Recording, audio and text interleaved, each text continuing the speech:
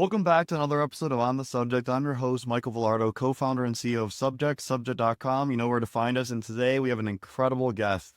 We have a lifelong educator who also has a family household of superintendent stars. Very big power couple and an incredible innovator who has been able to share so much wisdom with us off camera that we had to get him on camera. His name is Michael Chavez, superintendent of Catch. This is the chili capital of the world. Thank you for joining us today. Thank you. Thank you for having me. Yeah, super excited to have you. And again, thank you for all that you've done for students and teachers over the year. We had an incredible episode with your other colleague, and she was so excited about the support you've given her. So it just shows you don't only have students, teachers, again, your household, you're impacting so many people directly and indirectly. And so we're really indebted to you. And that's where we always want to start is like, what made you want to get into education? How did you do it? Education was not my first choice. Thought I'd come out of high school, go into college and go into some field and business related or something like that. And it wasn't until later that I saw a friend of mine who really had an impact on me and who kind of went the wrong way. And we kind of grew up together and incredible athlete. And of course, I was always into athletics and kind of lost touch. But he got in trouble with the law. And so the question that I always had for myself was, why did he go down this one path and why did I choose another? And what was different about my experience that he didn't have? And so it really made me think about the impact of adults in education and the influence that we have on kids. And so after I was in college for a year, I decided I needed to get back and I needed to go into education. I love that. It's beautiful. What's your favorite sports? What makes you passionate about sports? I don't know sports. Well, right now it's soccer, but growing up it was football. Nice. Did you play in high school? I played in high schools. I played football and played basketball, and and I learned so much about leadership. And I was blessed to have great coaches.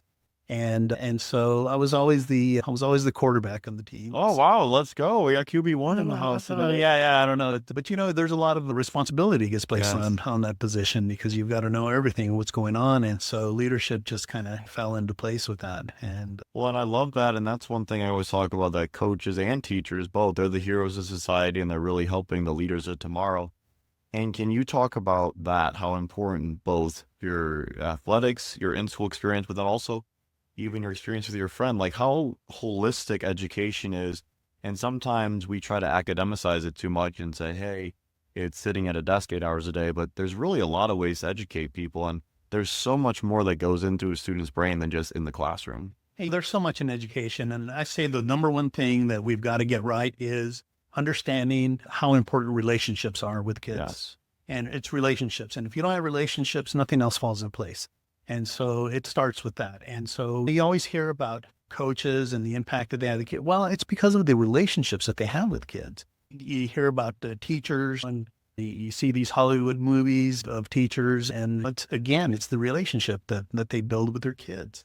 And so above everything else, it's got to be relationships. Yeah, no, I agree. And that's why, like, with our company, we really try to give the teacher as much one-on-one time with the student as possible. Like, we could be able to provide more core curriculum or more of the substance of the classroom and allow teachers more one-on-one time, because it's proven statistically that by far the most impactful part of the student journey is how much one-on-one time they get with a teacher or tutor.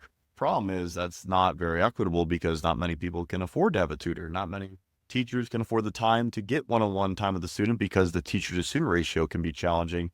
How do we carve out more opportunities for our students to build emotional relationships with their teachers, like especially some of the things you've done at your school, so innovative, doing some of these incredible career pathways? How has that helped build more teacher-student relationships? Well, you got to come from a common place, right? I mean, what interests kids? Because you can say, I'm going to build relationships through the academic piece. And most teachers, especially at the secondary level, they're teaching their subject because that's what they're passionate about, right? But not all kids are maybe passionate about that one subject, right? And so you've got to find something in common. You've got to find that hook with kids. And then once you develop that relationship, then you can start looking at other things and moving into different areas. So what motivates kids? What are they interested in? And so sometimes it's just practicing empathy in the sense of looking through things through the child's lens, through their lens of what they see and how they experience things, how they process things. And sometimes it's just getting a little silly with them. Have fun. You can't take yourself too seriously. I agree with that all the way. So what do you think has been the biggest difference over the course of your career in educating students from 15, 20 years ago versus the students today? How have they changed? Well, technology has just changed everything. It's changed a lot, yeah. And so I started at a time where cell phones were just coming on board. The flip phone? Oh yeah, Yeah, the good old flip phones. times. And well, you remember the old Yes, those are and great. and so things have changed a lot since then. Cell phones have changed, technology has changed, just the access to information has changed. And again, as we've seen things change over time, one of the things that we really impress upon our teachers is you've got to change with the times because kids are different. And so how they process information is different. It's not the same as it was 20, 30 years ago. And so sometimes education, just like many other things, it's slow to catch up and get ahead, except that the challenge for us now is that technology is moving so quickly that we've got to be on top of it because we talk about the paradigm shift that needs to happen with teachers and in education, where it used to be that teachers were the holder of knowledge. And what you did is you shared your knowledge with kids, and then you had kids regurgitate and many times regurgitate that information back. But what really needs to happen now is you've got to be a facilitator of learning, and you've got to have kids explore. They've got to experience it, and that's when learning really happens. That's where the magic is. Yeah, I love that you just put it so eloquently, so well spoken. But you talk about how kids are changing, and we always have to adjust to the learner. We can't try to force the learner to stay rigid with what we did in the 1960s, 70s, and 80s. We need to adjust to the student of, Gen Alpha just entered high school. So Generation Alpha, it's the youngest birth year of freshman year of high school. It's pretty wild how fast time is moving. How has your relationship with technology companies changed as this shift? Because there's so many out there, and I'm sure it's overwhelming for a superintendent because you're getting a million cold calls, a million cold emails. Some are good companies, some are bad companies. How do you filter out the noise and handle all that? I don't know. I think we're still trying to learn from it. Yeah. What do you bring in? What do you leave out? It's hard determining which are the good ones, which are the bad ones. It's really hard. Yeah. And then you have just different aspects from kids' perspective. They're so much into social media. They love social media. And social media can be a good thing, and it can also be a good Completely agree. It's a tough mental health environment. But it is a super powerful communication tool. Yes, absolutely. It's like anything else, it's a tool.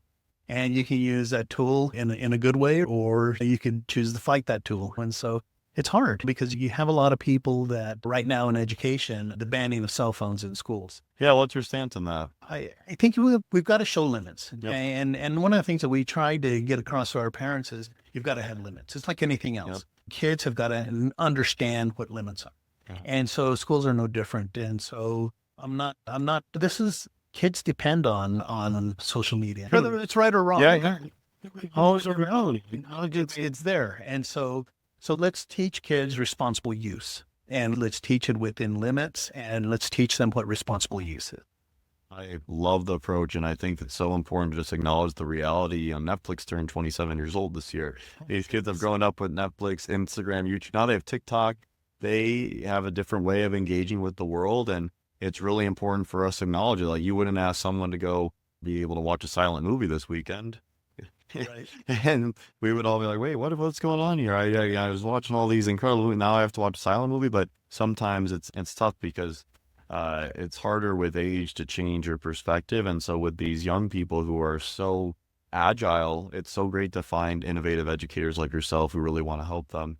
What do you think you would like to see in education change the most within the next 10 years? Where would you like to see your district, other districts, or even systemic changes? How can we make education even more engaging and fun for learners and teachers? Well, this is my 31st year in education. And congratulations. Thank you again for everything you've done. Thank you. Over that time, see things that work, and you see things that maybe we shouldn't be doing. And so where we are today and where we're at in the Hatch Valley Public Schools and leading the district is so much of it. I came into the district with just all the good things that I experienced over the years. And I wanted to see about, okay, can I take the different pieces of what worked, what was good, and apply them to a bigger system within a district. And so I've seen everything from bilingual education and the impact, and not just the impact on kids and having that as an asset to make them employable and marketable, but also the cognitive benefits So many. of bilingual education. And so I've seen where kids, when they're proficient in two languages, they outperform even their monolingual, speaking students. And so I've always have said, when we talk about school improvement, we never talk about the implementation or the expansion of dual language programs. And so when we know that if we're being held accountable to test scores, which I don't always agree with, and it's not that test scores aren't important, but I think there's a much bigger picture that needs to be looked at. And I think sometimes from the federal to the legislative, state legislative arenas, we've got to think bigger. We've got to think bigger than just test scores. And that's how we're measured, those test scores. But, the reality is that we're always going to have kids that are not proficient. And so what do we do for those kids? Is the message that we share with them that they're failures? Well, life is bigger. And that's one of the things that we always try to put across in our district is that our role as educators is bigger. It's bigger than just the classroom. It's bigger than a textbook. It's bigger than a test score. And so what we want to do is we really want to impact kids for life. We want to give them the tools that they need to be successful. Another area is career tech education, CTE. But one of the things that I started noticing with CTE was the high graduation rate of kids that are in these programs. That's amazing. And so you have 92, 94% graduation rate. Wow. And you always think, okay, well, if we get those kind of results from kids that are in a CTE program, why would we expand that program? Why wouldn't we do more with that? And so those are just two What's programs. the restriction there, you think? Time, money, buy-in from stakeholders? Like, why not I think it's a little bit of everything. Yeah. One of the reasons I went into the superintendency was to find out for myself, what are these barriers? Yeah. We know there's a lot of good things out there and a lot of successful programs, but what is it? What's holding us back as a state, let's say, for example? And I think it's a systemic process that is lacking in so many different areas. We're not aligned to really be able to take advantage of that and move forward. Sometimes it's just attitudes. And I mentioned paradigm shift earlier. We really need a big paradigm shift. We've got to make sure that we understand that our success as educators is reflected in many different ways and not just in test scores and that sort of thing. Because I say this all the time. We always hear New Mexico we're last in education. But I suspect with certainty, I can say that every single high school in the state of New Mexico has kids that graduate and go off and do amazing things. And Hatch is no different. We get kids that graduate, go off and do amazing things. They're successful in life. They have careers that are successful. But were all those kids proficient? Probably not. And so there's so much more. It's not to downplay education and academics. Absolutely important. But we know that there's a bigger picture. There's a bigger purpose. And one of the things we talk about in the Hatch Valley Public Schools is it's real simple. We just want to improve the quality of life of our kids. I love that. And what does that mean? Well, it means different things for different kids because of the backgrounds that they come from. For some kids, it's just coming to school and graduating. For some kids, it's college. For some kids, it's entering the workforce and being able to sustain their family or support themselves. And so it's different things. It's those ideas. And that's what we've tried to bring to the Hatch Valley is these different programs that are successful and implement them in a way that kids are familiar with. And so for us, it was very natural to come from an agricultural perspective because every kid in the Hatch Valley is either directly or indirectly impacted by agriculture. They're touched by it in some way. And so it only made sense for us to really focus on agriculture because that's something that we can meet in the middle and something that kids already have some knowledge about. And so that's what we try to do. Everything that we do with our CTE programs comes from an agricultural perspective. I love that. And so there's two last things I want to make sure we get to talk about because this has been such an incredible conversation and I love getting to learn from you. And one thing we talk about at Subject and across our mission, helping students and teachers is it takes a lot of work. It's not easy. And you talked about how you actually have an apartment near your school, so that way if it gets to be a late night, you could stay nearby. That's truly all in on helping kids. Like, how did you come to that? Because there's a lot of, pretty polarizing debate these days around work-life balance and, all these initiatives, which full respect, and there's a lot of great opportunities for that. But, you're putting your kids even ahead of your own family life sometime by staying in another town. How did you come to that conclusion? And thank you for what you're doing for those students. They deserve it. Thank you. But it was one of those things where when I was hired to be the superintendent in Hatch, it's one of the things that I knew that I would have to do. I'd have to make sure that the community understood that I was in, and it makes a big difference. So, but I was also very clear that my home was in Deming, Yeah. so 50 miles away. That's far. Yeah. That's You a know, hike. Yeah. Dude, it's one of those things where, yes, there's always activities that are going on that go into the evening. And so everything from parent nights and festivals and just different activities along those lines, but also athletics. Yep. Athletics are a huge part of what goes on, especially in the Hatch Valley. And so being able to stay there and have a place to stay there, yes, it does make a big difference, and people do notice. So it's important. So I stay in the Hatch Valley 2-3 days a week. And the other times is I'm back in Deming. That's kind of my home base. And as I mentioned, my wife is the superintendent over in Deming Public Schools. It's amazing. I love that you have that dialogue at home and probably make each other better. Well, I don't know. Sometimes it's better. Sometimes no. We certainly support each other, and we've been very blessed over the years, and that is one area that we can support each other. When we have a bad day, we're dealing with those challenges. We understand each other. We understand what's going on, and so we're able to support each other in that way. That's beautiful. And so if you were to speak to your 31 years ago self when you entered education, what would you tell that person? How would you be able to soothe or make them even more happy and successful with their path in education? I would say, recognize the importance of relationships above everything else in education. Relationships are everything. And Michael, I'm really thankful for you joining us today and us starting a relationship. And I'm very inspired by what you're doing, and please continue to be innovative, take risks, and push the boundaries of education, because there's not enough of that happening nationally. And so if you could do that on a localized level, it could really impact a lot of people, and I really appreciate it. All of us appreciate it at On the Subject. Again, you can find us on YouTube and Spotify.